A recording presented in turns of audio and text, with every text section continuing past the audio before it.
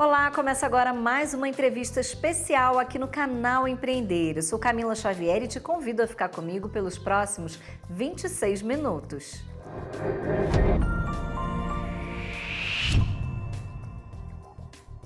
E a nossa entrevistada de hoje é a Dani Chaya, ela que é especialista em comunicação de crise e cultura de prevenção. Vamos saber com ela um pouquinho mais sobre esse assunto? Dani, seja muito bem-vinda, que bom ter você aqui comigo. Obrigada, Camila, obrigada por essa oportunidade incrível. Vamos falar sobre esse assunto que está em voga aí, a gente vai falar um pouquinho sobre isso, tirar dúvidas e tentar, ajudar aí os nossos empreendedores a se comunicarem melhor e sem crise pelo caminho, Com certeza, isso é muito importante. Um assunto que a gente ouve muito, Dani, é a crise de imagem. Mas para a gente entender melhor, o que é a crise de imagem?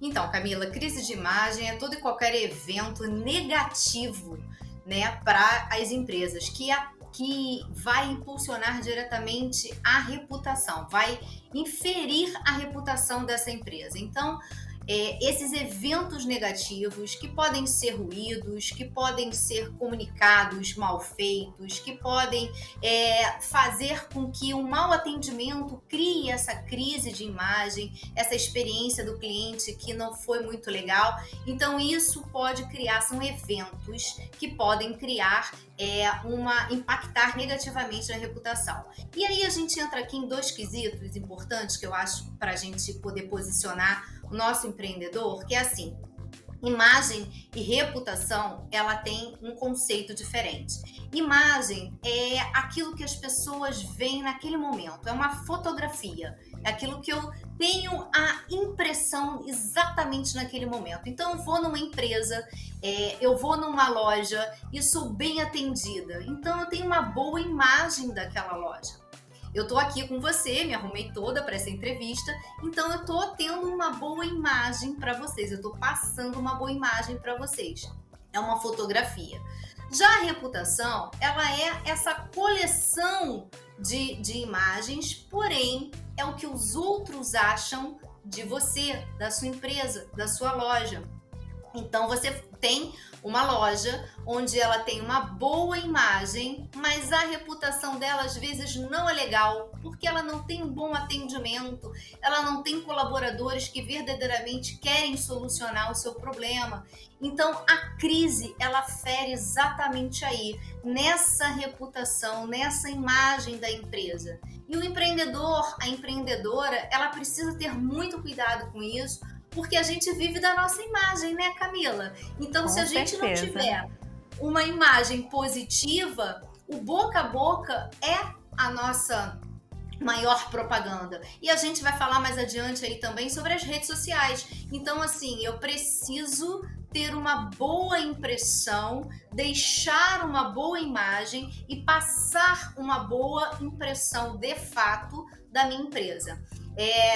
E aí entra, puxando a brasa para minha sardinha, entra o profissional de relações públicas, que é justamente quando durante uma crise, ou não necessariamente na crise, mas durante uma crise, ele tenta impactar menos essas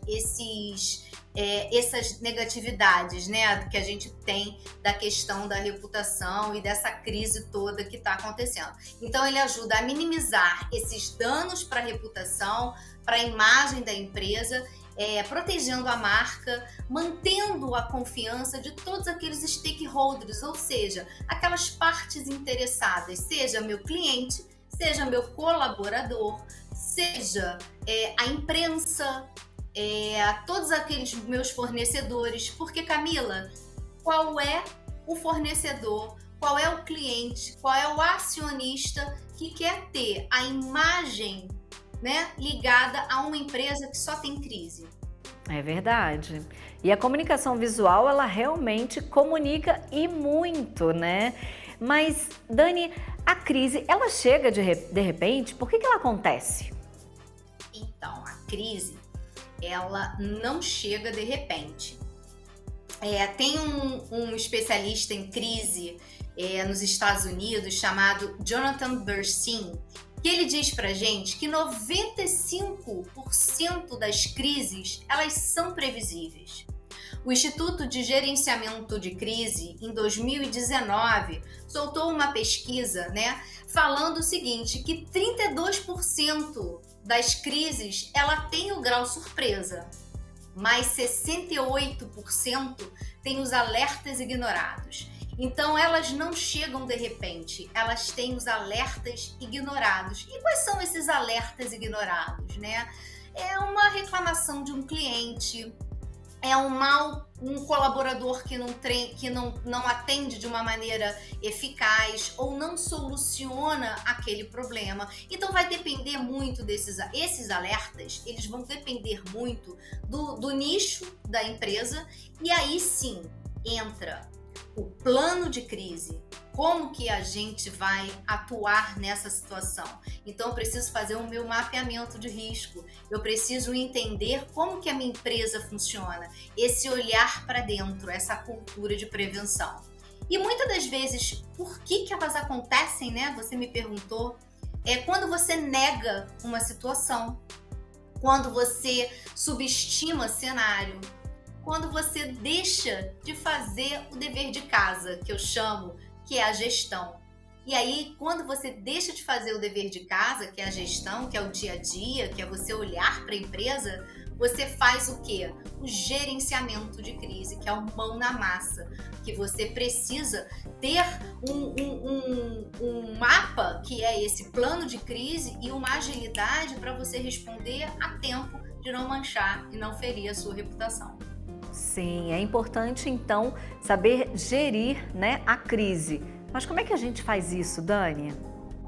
Olha, primeiro, né, a gente precisa olhar para dentro da empresa, entender como é que a minha empresa funciona, quem são as minhas áreas, quais são, na verdade, as minhas áreas principais, quem é que está desenvolvendo aquilo tudo, olhar para dentro, entender qual é a cultura, entender como é que ela funciona. Isso é o principal, porque a partir daí você vai olhando para dentro, você vai ver o que eu preciso fazer, quais são os ruídos que me abalam, quais são as situações que me deixam vulneráveis, qual é o meu mapa de vulnerabilidade, né?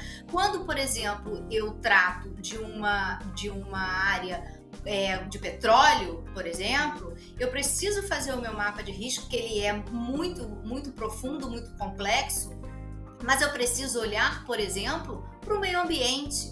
Se eu estou fazendo uma exploração daquele local, eu preciso, ao mesmo tempo, me posicionar, entender como aquilo funciona e ter respostas e programas que possam, de fato, fazer com que eu retribua aquilo de uma maneira positiva. Então, olhar para dentro da empresa, entender os meus riscos, formar um comitê, né, de crise, entendendo quem são os responsáveis por cada área. Isso é muito importante para a gente poder fazer toda essa questão da importância da gestão de crise. Certo. E diante da crise, Dani, como é que as empresas elas devem se comportar? Bom, as empresas, elas devem, além de fazer, né, esse olhar para dentro, elas devem se comportar de uma maneira de fazer gestão de fato, né? Minimizar esses impactos que a própria crise traz. E fazer gestão é fazer cultura de prevenção. É entender como a empresa funciona, é ter mecanismos que ajudem essa empresa, de fato, a prosperar naquilo que ela executa. E a cultura de prevenção é justamente o que eu defendo com os meus clientes, com os meus alunos, né? Porque uma comunicação clara, bem feita, você consegue orientar os clientes, você consegue orientar os colaboradores, os stakeholders, e você consegue manter, né, uma serenidade, se assim a gente pode falar, diante de uma crise, né? Mas você consegue ajudar a empresa a se posicionar. Porque dependendo da estratégia, Camila, que você usa, a empresa, muitas das vezes, ela pode se posicionar, porque às vezes a gente fala assim, olha, você precisa se posicionar, mas o seu posicionamento gera uma consequência. E eu preciso estar preparado para essa consequência. Então, assim, o fato de se posicionar apenas não é a solução. Eu preciso me posicionar. Se eu estou indo, então, contra a maré, pode se preparar para uma resposta, para ter agilidade, para ter, né, todo um comunicado, fazer toda uma comunicação interna e externa mediante atualizando os sites da empresa, os canais de comunicação da empresa, enfim. Mas se eu tenho um posicionamento claro, e isso vai muito ao encontro da minha cultura, então a cultura da minha empresa, para eu ser coerente, eu preciso agir da mesma forma que eu falo. Então, por exemplo, o que muitas vezes a gente percebe, Camila, nas empresas, é que elas seguem uma modinha, né? Dizem que fazem uma coisa para o externo, mas o interno, ele não repercute da mesma maneira. Então, essa incoerência, porque os colaboradores hoje, eles são parte... eles são corresponsáveis, né? Eles agora entendem o seu posicionamento, sabem o que desejam e são porta-vozes não oficiais da empresa. Então, os colaboradores, eles de fato precisam saber o que está acontecendo, porque eles nos ajudam, inclusive, ajuda a empresa a se defender nas redes sociais, né? A dizer, olha, é verdade, ela está cuidando disso, está fazendo aquilo. Teve uma empresa em 2016 que ela teve um problema sério com envenenamento e morte. E o CEO da empresa, ele teve uma gestão de crise assim perfeita.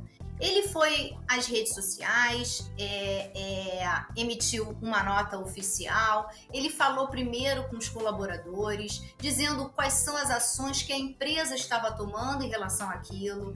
Ele acionou todos os responsáveis pela situação, ele acionou jurídico, ele acionou a área que foi responsabilizada pela situação.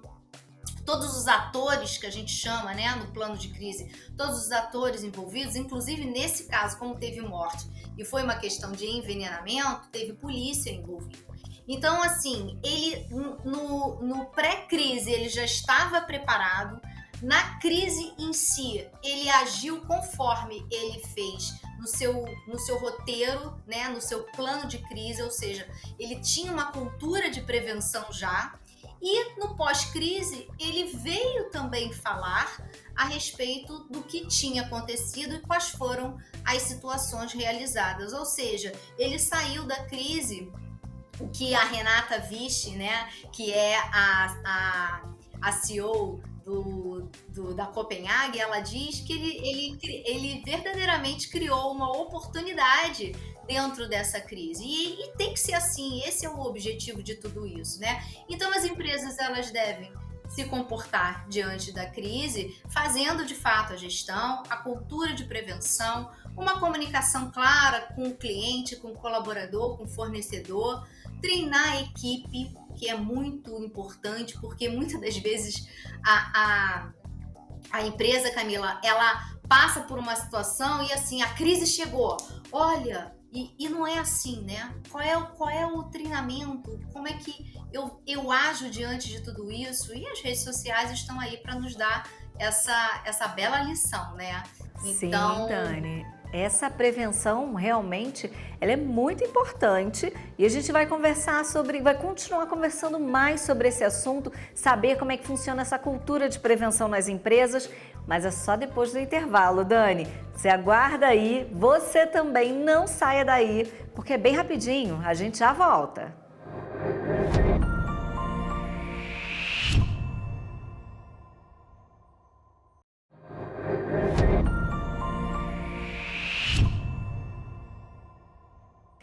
Estamos de volta com a nossa entrevista especial, hoje conversando com a Dani Chaia, ela que é especialista em comunicação de crise e cultura de prevenção. Dani, vamos voltar aqui ao nosso bate-papo, que está bem interessante. Você estava explicando no bloco anterior sobre essa cultura da prevenção, né, que é muito importante as empresas fazerem. E hoje, com as redes sociais, Dani, as empresas lidam muito com as opiniões de um modo geral, né? Reclamação chega a ser uma crise? Eita, que pergunta maravilhosa, Camila. Porque você sabe que hoje em dia é o que mais tem nas redes sociais, né? E aí a minha resposta para você é depende. Por que depende, né? Porque se você tiver uma equipe treinada, se você responder com transparência, se você realmente responder a essa reclamação, você pode literalmente transformar uma reclamação numa oportunidade. E eu vou te dar um exemplo pessoal de uma empresa famosa que vende uma água termal. E aí, para as pessoas entenderem, né, o frasco da água termal é como se fosse um desodorante com aquele aerosol. Então eu comprei uma água termal na farmácia. Cheguei em casa, passei umas 2 ou 3 vezes e o bico daquela água termal, que você sabe, né, Camila, não é um produto barato. E aí, né, eu fui tentar usar de novo e ela estava quase cheia, né, praticamente 3, 4 vezes cheia. E aí eu fui ver, eu falei, não acredito que não esteja funcionando. E eu fui para o saque da empresa, escrevi, a empresa me respondeu, fez a troca do produto, só para encurtar a situação, fez a troca do produto e aí ela me surpreendeu. Além do produto pequeno que eu tinha comprado, ela me mandou um grande e agradeceu por eu ter falado com eles, né, entrado em contato e tal.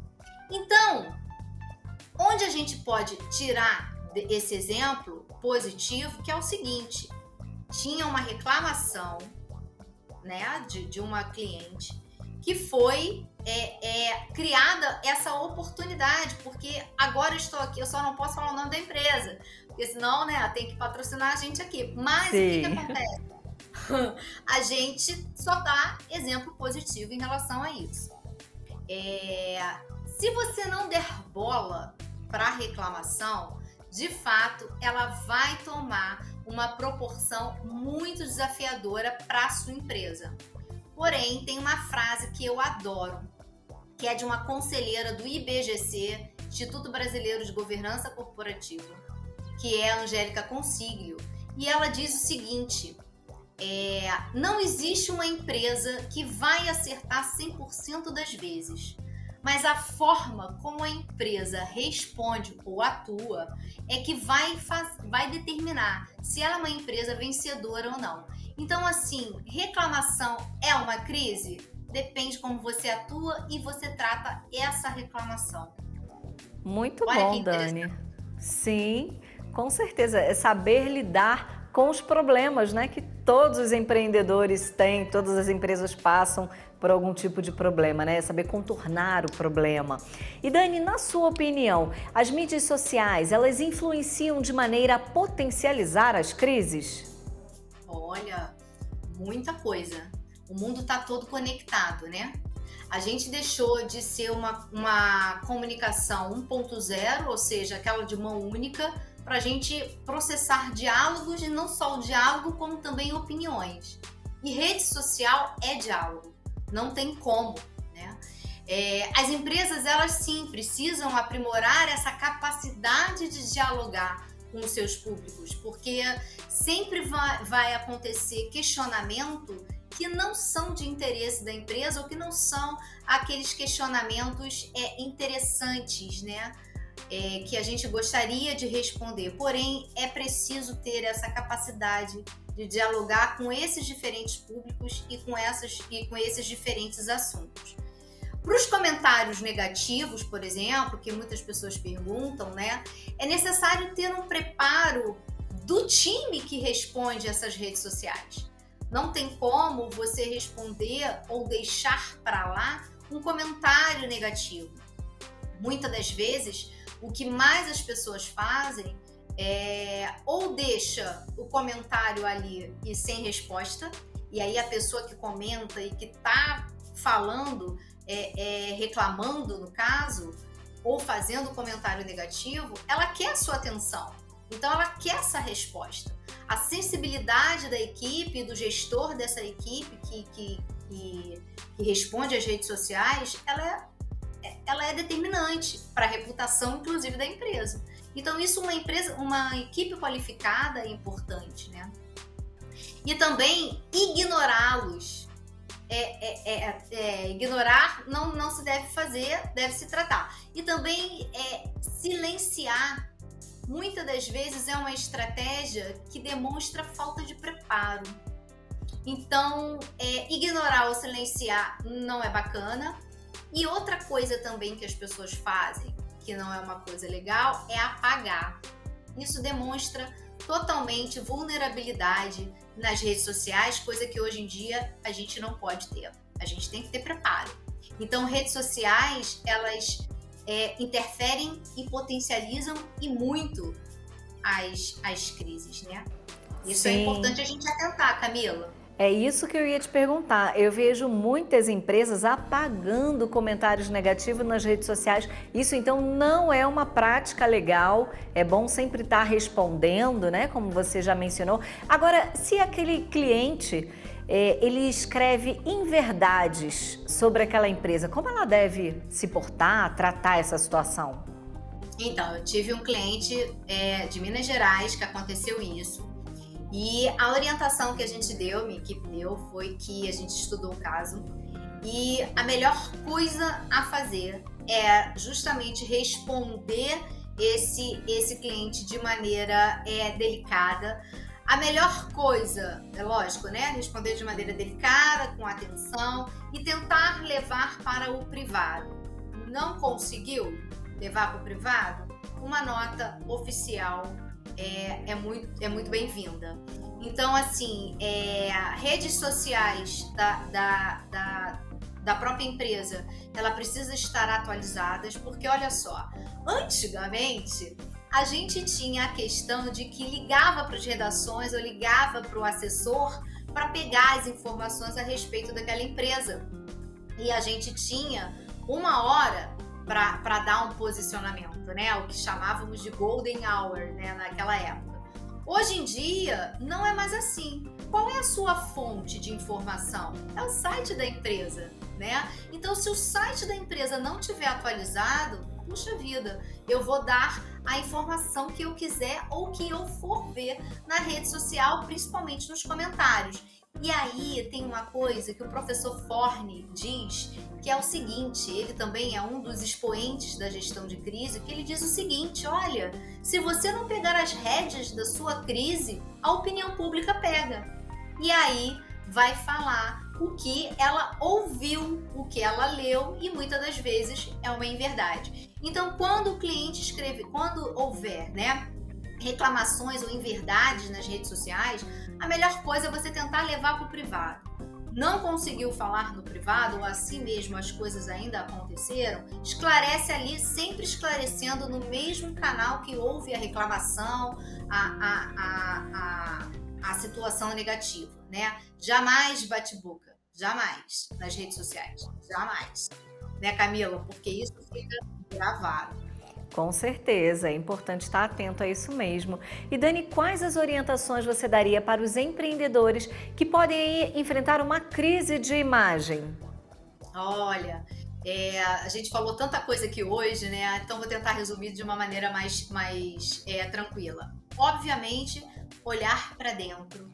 Essa coisa de cultura de prevenção, ela realmente vai ser redundante aqui, tá? Mas ela previne, né? Ela ajuda a minimizar realmente esses riscos que a gente e esses alertas que acontecem.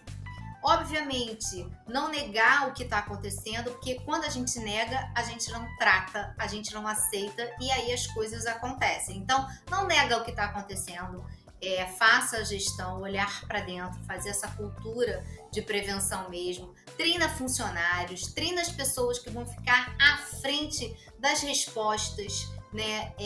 Dê atenção a esses pequenos alertas, esses sinais que muitas das vezes acontecem de reclamação, de mau atendimento, de fornecedor que não entrega. Eu faço uma promoção e aí o meu produto acaba. Nossa, isso é uma coisa muito ruim para a empresa, para a imagem da empresa, né?